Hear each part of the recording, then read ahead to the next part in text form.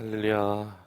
이곳에 오신 여러분들을 환영하고 축복합니다. 오늘 말씀은 사무엘하 20장 말씀을 여러분들과 함께 나눌 때 하나님께서 여러분들에게 주시는 그 큰 은혜가 함께하기를 소망합니다. 근데 이 사무엘하의 내용들을 보면은 참으로 암담하고 슬픈 이야기들이 계속적으로 이어져 가고 있습니다. 그런데 그 속에서도 하나님께서 우리에게 원하시는 그 뜻하신 바가 있고, 그 일들이 가장 저희들이 잘 나타난 곳이 바로 사무엘하라고 저는 생각이 되어집니다. 특히 우리가 그 역경과 고난 속에 있을 때 이 이야기를 보면서 우리가 반면교사를 삼고 나아가는 저와 여러분 되시기를 소망합니다. 압살롬의 반란을 진압하면서 다윗이 예루살렘으로 돌아오게 됩니다. 근데 문제가 생기게 되죠. 어떤 문제가 생기게 되느냐? 바로 세바란 자가 갑자기 튀어나오게 됩니다. 근데 이 세바란 사람이 튀어나오면서 누구를 끌고 오게 되냐? 바로 이스라엘의 11지파를 모두 끌고 나와서 유다와 대립하는 관계가 되어졌습니다. 그전에는 압살롬의 왕이기 때문에 왕 유다의 전체적인 분위기에서 이 다윗을 따르는 사람들과 그리고 압살롬을 따르는 사람으로 나눠졌지만, 이제는 민족 간에 따르는 분열이 되는 이야기들로 변하게 되어집니다. 그래서 유다를 따르는 다윗 지파와 그리고 세바를 따르는 11지파로 완전히 나눠지게 됩니다. 그래서 1절은 이렇게 얘기합니다. 마침 거기에 불량배 하나가 있으니 그의 이름은 세바인데 베냐민 사람 비그리의 아들이다 라고 얘기하면서, 그리고 그 사람을 표현할 때 물을 어떻게 표현하냐, 바로 불량배다 라고 이야기를 하고 있습니다. 그 불량배라는 이야기는 무엇이냐, 그냥 깡패라는 단어가 아니라 정치적으로 부정적인 사람을 표현할 때 불량배라고 이야기를 하고 있는 것입니다. 그래서 어떤 명분을 가지고 그들이 다윗을 공격하냐, 그 유다인에게서 우리에게 분깃을 얻을 것이 없고 유산을 얻은 것이 없기 때문에 이제는 우리는 독립하여서 우리는 그곳에서 떠나가자라고 이야기를 합니다. 그래서 그가 주장하면서 어떻게 하냐, 나팔을 불면서 장막을 돌아가라고 11지파에게 이야기를 합니다. 그러면서 12지파는 분열의 시작이 되었고, 그에게 다윗에게는 큰 위험이 도사리게 되게 됩니다.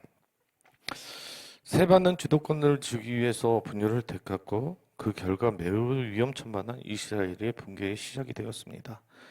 작은 자신의 자존심 하나를 택하기 위해서 이스라엘 전체를 바꾸고 있다고 이야기를 하고 있는 것입니다.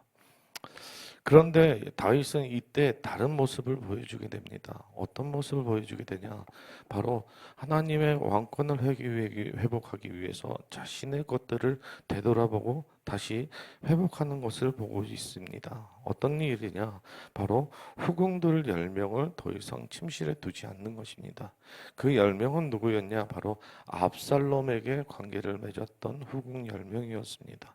그래서 이 10명을 따로 분류하였고, 이제 더 이상 세바로 인해서 더 이상 분란이 아닌 하나의 어떤 것을 만들기 위해서 다윗은 노력하게 되었다는 것입니다.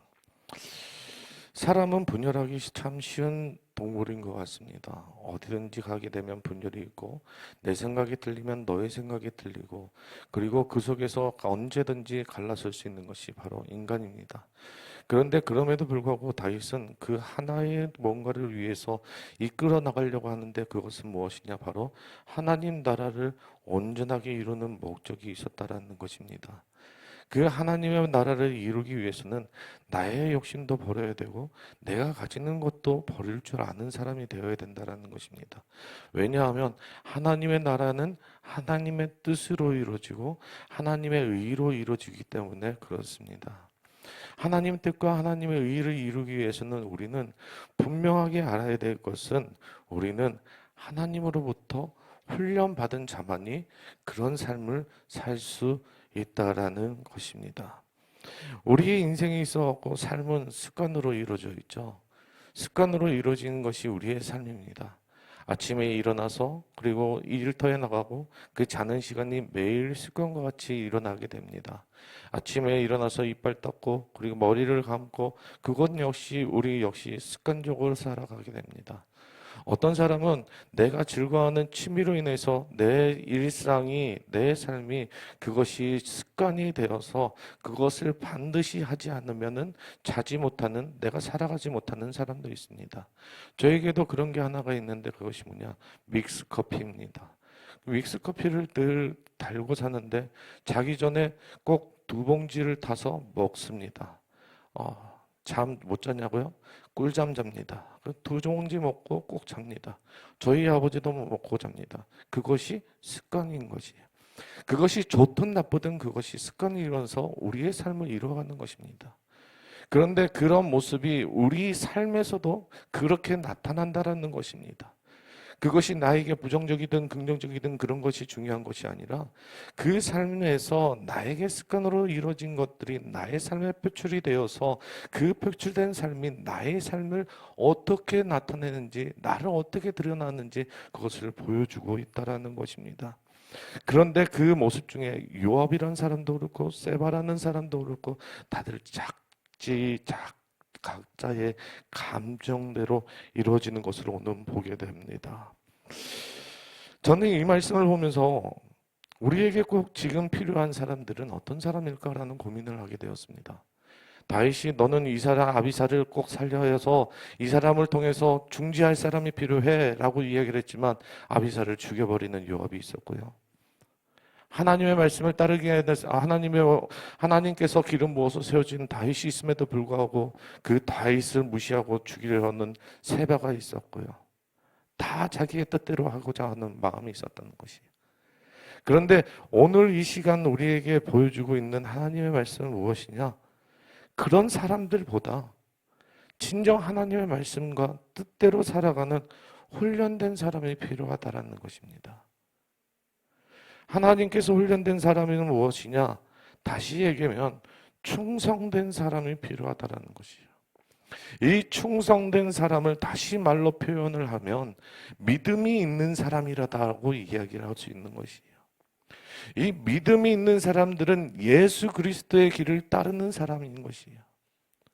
그러나 다시 얘기하면 믿음이 있는 사람들은 충성된 사람이고 충성된 사람은 훈련된 자이므로 내 삶에 있어서 그 굴레가 하나님의 중심으로 살아가는 사람이라는 것입니다. 그렇기 때문에 우리는 하나님 중심으로 살아가는 자이기 때문에 그것이 하나님의 지경이 되고 하나님의 나라가 이루는데 우리를 사용하신다라는 것입니다. 그것이 하나님의 사람이라는 거예요. 근데 이 사람의 숫자가 너무나 적어요. 솔로몬은 이렇게 고백합니다. 많은 사람들이 각기 자기의 인자함을 자랑하나니 충성된 자를 누가 만날 수 있으랴라고 얘기해요. 그만큼 솔로몬이 보기에도 충성된 사람이 너무나 적다라는 것이에요. 이런 충성된 자는 하나님의 뜻이 자신의 삶에서 이루어지도록 하기 위해서 무엇을 해야 되냐? 자기의 것들을, 자기의 대가를 내놓아야 됩니다. 참 어려운 문제죠. 이것이 바로 충성된 사람이라는 것이에요. 자기의 대가를 내놓는 사람, 충성된 사람, 교회를 세워가는 사람, 충성된 사람입니다. 그래서 디모데후서에서는 이렇게 조금 더 강조를 합니다. 어떻게 강조하냐? 좀 극단적으로 표현하는데요. 디모데후서에서는 이렇게 얘기합니다. 너는 그리스도 예수의 좋은 병사로 나와 함께 고난을 받으라. 병사로 복무하는 자는 자기 생활에 얽매이는 자가 하나도 없나니 이는 병사로 모집하는 자를 기쁘게 하려 함이니라. 이 말은 무슨 말이냐? 하나님의 목표에 자신의 삶을 헌신한 충성된 사람은 견고하게 서서 번쩍이는 세상의 유혹에 대응해서 그것을 극복하고 살아간다는 것이에요. 조금 더 극단적으로 도전하면 빌립보서 3장 18절에는 뭐 얘기하냐? 땅의 일을 생각하는 사람들은 그리스도 십자가의 원수다라고 표현을 하고 있습니다. 이를테면 우리의 가족, 건강, 꿈, 야망과 목표 하나님 앞에 엎드려져야 합니다. 우리 손에 꽉 쥐려고 하지 말고 그 손을 펴서 주님께서 언제든지 취할 수 있도록 우리는 그 손을 내어놓아야 합니다. 만약 여러분은 어떤 값을 치르더라도 치르든지 관계없이 하나님의 뜻이 여러분의 삶 속에서 이루어지기를 원한다면 여러분들의 모든 것이 예수 그리스도 안에서 속해져야만 합니다. 이것이 중요한 것이에요. 내 것이 되는 것이 아니라 내 것이 하나님의 것이 되어서 하나님이 나를 사용할 수 있게끔 우리의 것을 올려드릴 줄 알아야 된다는 것이에요. 주님께서 마음대로 여러분들을 이해하시고 여러분들께서 가지고 있는 것을 취하셔서 무엇이든지 할 수 있게끔 우리는 내놓을 줄 알아야 된다는 것입니다. 그래서 우리는 이 대가를 치르는 것에 대하여 두려워하지 말아야 합니다. 우리의 손을 펼 때 주님께서 다 가져가시면 어떻게 하냐? 그런 고민하지 않으셔도 됩니다. 왜냐? 먼저 그 나라와 뜻을 구하라. 그리하면 뭐라고요? 내 모든 것을 아멘. 하나님께서 하시는 일들을 경험하게 된다는 것입니다. 우리는 우리의 손을 이루기 위해서, 우리의 구원을 이루기 위해서 가장 중요한 것은 무엇이냐? 우리가 충성된 자로서, 우리가 믿음을 가진 자로서, 우리가 분명하게 훈련된 자로서 살아가기 위해서는 우리는 이러한 대가를 겪는 훈련된 자로서 살아가야 됩니다. 그래야지만이 하나님께서 우리를 온전하게 쓸 수 있는 사람이 될 수 있는 거예요. 그 말씀하시죠. 삽비라 이야기하시죠. 아나니아와 삽비라 이야기를 보시면 그 마음속에 그들이 가지고 있었던 것들을 다 내놓지 못기 때문에 그들이 결단나는 것을 보게 되는 것입니다. 그런 반면에 우리의 작은 것이라도 오병이어의 기적과 같이 하나님께서는 작은 것이라도 그가 가진 것을 내놓았더니 하나님께서는 그 크신 것들로 이루시는 하나님의 놀라운 것들을 보여주신다라는 것입니다. 이것이 충성된 자이고 하나님의 믿음의 사람이고 이것이 훈련된 자의 삶입니다. 비록 저도 가진 것이 없습니다. 우리에게 내놓을 것이 별로 없습니다. 그러기에 더 안성맞춤입니다. 그렇죠? 그런데 우리는 기억해야 됩니다. 우리가 내어놓지 않으면 하나님께서 우리를 사용할 수 없다라는 것을 기억하는 저와 여러분 되시기를 소망합니다. 그럴 때 주님께서 우리에게 우리의 것들을 내놓는 순간 하나님께서 우리로 하여금 사용하여 주시고 일하여 주심으로 여러분들을 굳건히 사용하여 주시는 것입니다. 엘리야가 과부를 만났을 때 어땠을까요? 그 가정에 아무것도 남는 것이 없었습니다. 근데 참 은혜가 되는 것은 무엇이냐?